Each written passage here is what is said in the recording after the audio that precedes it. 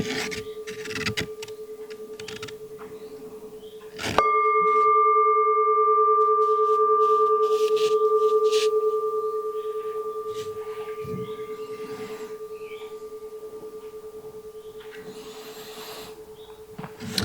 can slowly open our eyes, and maybe we can take a few seconds to look around. This is who we have been spending time for quite a while right now, from the 10th of July until today, the 13th. So, dear Sangha, today is Sunday, the 13th of July in the year 2025, and we are at the retreat called Meditation and Hiking in the Countryside. And I hope that we have been enjoying our meditation, whether sitting, walking, eating, cleaning our bowls, walking around, and the hiking. We have allowed the beauty of the nature penetrate into our consciousness. Animals, nature, a river, trees, flowers. There are so many nourishing elements have been ingested in our system. And I hope that today our soup is not very salty. After a few days of adding more fresh water, hopefully the saltiness in our life is diluted a little bit. Sometimes we think that the Buddha's teachings or the Buddhist teaching is very pessimistic. There's so much suffering. But that is not true. You have been 2 days here. It is not only suffering. There's so much joy in the monastery. So that is not true, that Buddhism is just about suffering.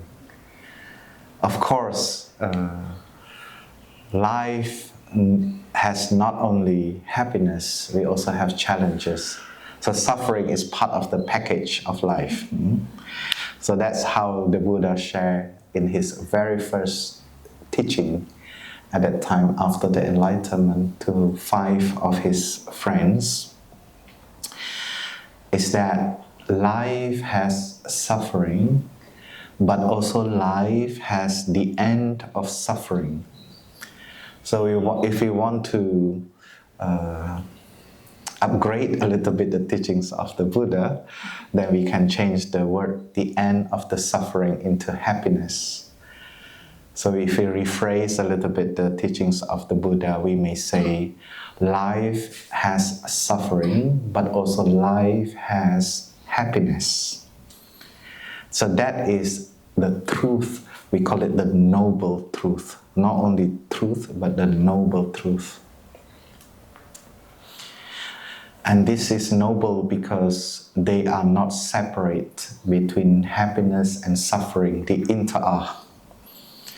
If we are not hungry, we may not have appetite to good food. Even the food tastes so good. If you don't have hunger, then you don't have appetite to eat. So we need to have suffering to enjoy happiness too. Yeah. And the suffering has the ingredient of suffering, and the happiness has the ingredient of happiness. So that in Buddhism we call non-self. There is no separate self. Everything is because everything else. So one thing is because everything else. Today we enjoy the focaccia. Focaccia has not a separate self because the focaccia is made of non-focaccia. When you look deeply, the focaccia, there's nothing called focaccia. It's only when everything comes together, we have focaccia. When we look deeply, it's just flour. the wheat flour, it's just the olive oil, it's just the vegan mayonnaise, it's just the tomatoes. So there is no such a thing that called for culture inside. So the same with our suffering. If we peel our suffering out, we also see that our suffering is made of non-suffering element. It may made of ignorance, it made of hatred, it made of craving, it made of insecurity. And our happiness, when we look at our happiness, probably is also, we cannot find anything that is called happiness. Maybe it is just an ingredient of many things. It's the ingredient of how we think, how we speak, and how we act. And they all come together to make happiness for us. In these 2 days, our happiness is because the landscape. It's not because of happiness. Our happiness is because of the birds singing. Our happiness is because our body is relaxed. Our happiness is because we feel peace around us. So our happiness is also made of all the non-happiness element around us. And some of us, we are happy because we understand our suffering, understand why I think in this way, why I think in that way. So suffering and happiness inter-are, but they are also have ingredient to make that suffering and to make that happiness. And the ingredient of happiness in the Buddha's teachings is explained as 8 ingredients. If you practice and you discover more, please add more. Okay? It's like you make cake and then you say, oh, maybe I want to have a little bit of vanilla. I want to have another taste. You can add more ingredients of happiness.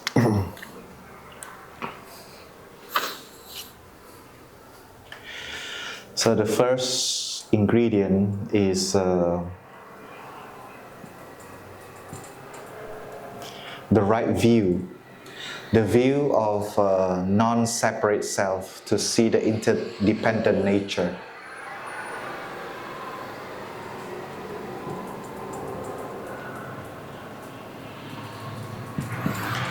The second is right thinking.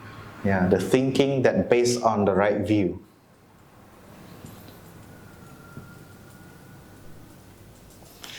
Right speech. Right speech is the speech that stands on the right thinking.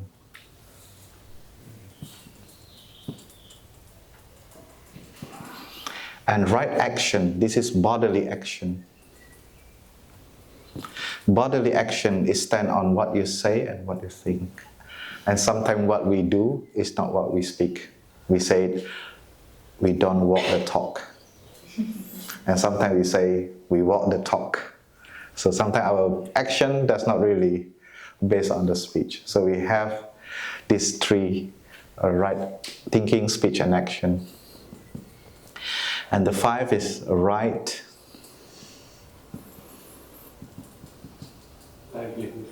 diligence, and then right livelihood. And then the 7 is right mindfulness.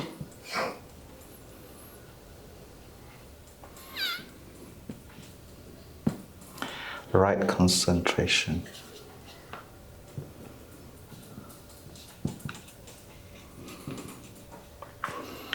So don't get caught with the order. We can also start from mindfulness. Yeah, mindfulness, concentration, and right view. So these are all the ingredients of happiness, 8, taught by the Buddha. So if you discover more, then you can add more, because you are the new Buddha. And so we call it the path of happiness. So happiness is not a destination, it's a path. It's like Highway is not the destination. Highway is the path. Yeah, it's the way. So this highway has 8 lines. So no matter what line you are in the path of happiness. Yeah. So if you are mindful of your in-breath and out-breath, you are already on the path of happiness. Yeah. And I don't know if you still remember about this, Brother Pháp Liu share about, if you see this action is good, what did he say? If you see this action is good and beneficial, then water it. Keep doing it.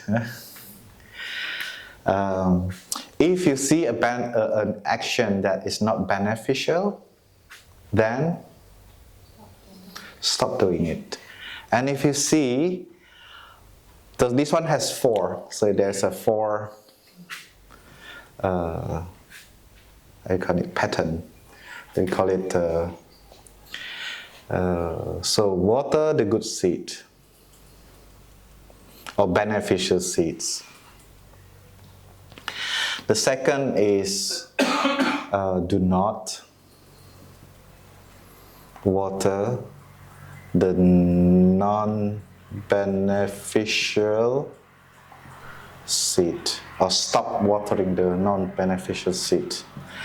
Number 3 is, if the good seed is already there, like we have already the good quality in us, then we keep it as long as possible.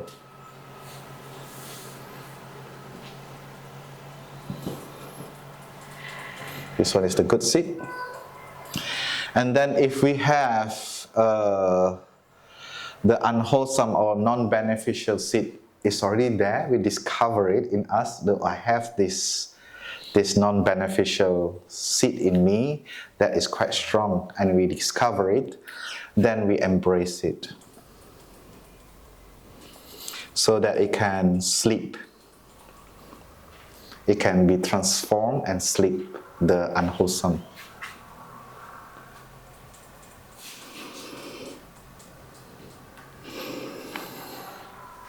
So we take care of it so that it can be transformed and go back to the store consciousness. So this is, we call it the 4 diligences. This is a kind of like the definition of meditation. If we ask, what is meditation? So this is the definition of meditation. So meditation is not a passive action. It is a very alive and active activity. Is coming back to oneself and recognize what is happening. So we can say this is also called cultivation. So meditation is also cultivation. We have the landscape of the mind, we have the soil of our mind, and our job is to cultivate.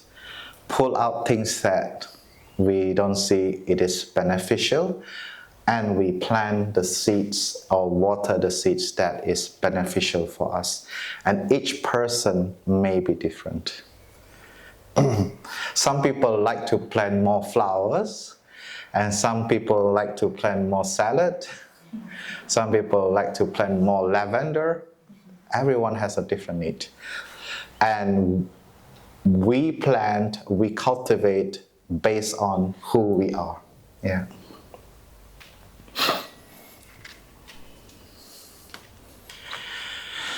Because this is pretty much related to our action. So this is also, in Buddhism, will be the base of ethics. So our ethics is also based on meditation, based on cultivation of our mind and our body. And when we talk about ethics, it's related to our action, because these are all action. Water the good seed, do not water the non-beneficial seed. Maintain the good seed, and embrace and transform the unwholesome seed, they are all action. And the action in this path, we see there are 3 of them. Yeah. So we do need to have a mechanism, or we say a way to be able to recognize this and to know what is happening here through the cultivation, through the meditation. So we call it mindfulness training.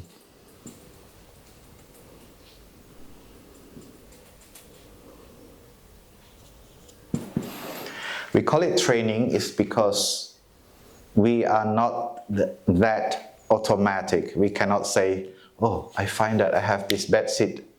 Tomorrow, no more. Cannot. So we need to train. Yeah. So we need to cultivate, we need to water, we need to stop watering, etc. So these 4 things. So how we navigate our action? This is a very good question. Yeah? Because it is, 3 of them are the path of happiness too. So when we see this, it's very clear. We have also the path of suffering. So the path of suffering is wrong view, wrong thinking, etc. This is, we still use a very discriminative language, right and wrong. Yeah? But this is all this contradiction in Buddhism. Don't worry about it. Yeah. Don't spend too much of your headspace. Okay, just listen.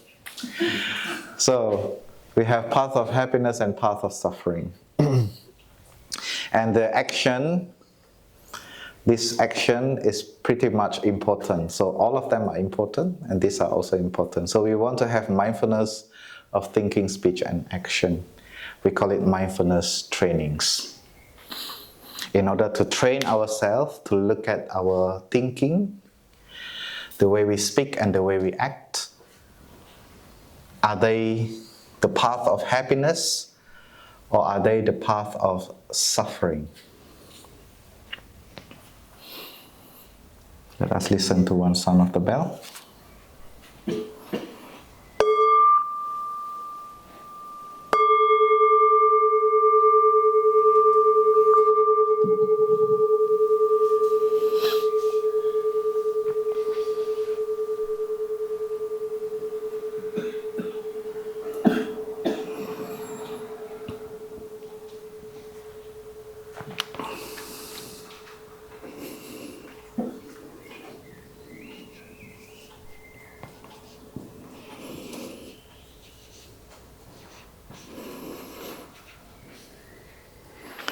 A question, what shall I do? Who has this question? Or who has asked this question before to yourself? What shall I do? Yeah. Especially when we are in a challenging moment, we just ask ourselves, what shall I do? Unfortunately, there will be a lot of people tell you things. There are many, from many resources will tell you to do something, but they are not your choice. Yeah? And how can we have that agency to decide what to do and to know what to do in the midst of confusion?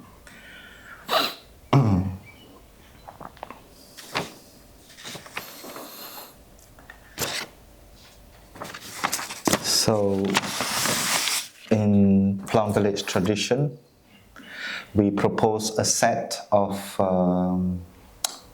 mindfulness trainings to shine light on our thinking, speech, and bodily action, so that we can a kind of having indication, cannot be 100% sure, never can be sure, that one.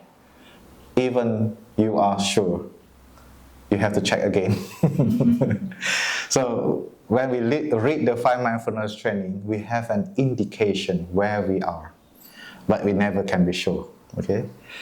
But we have indication where we are, and we can pay attention to a certain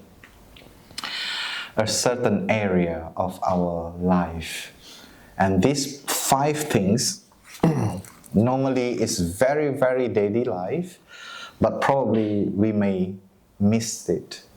We may not have a chance to look what is that actually. So the 5 things is about, the first is about the seeds of violence inside of us. The way we look at life, because we may take life for granted easily. And there is a default mechanism. It's like when you are very, very sick, you really want to be healthy. You really don't want to have fever anymore. You really don't want to have this feeling of physical fatigue during sickness. But as soon as you recover and you become as usual again, you forget that happiness. So it's by default, we just forget our feeling. So this is also the reference for life, about how can we appreciate life, to look the preciousness of life. So that's the first one. And the second one is the true happiness. In your country, do you have already the subject of happiness in school? No. At home, do you have education on happiness? Maybe you have the education how to wash your dishes, but maybe we don't have the education of how to be happy. Yeah. So we may be curious about happiness and look for all different resources, and we think that may be the happiness. And some of us may have experience that we chase after that things, and when we get that things, actually I don't really feel happy after having it. Yeah. So to look at happiness.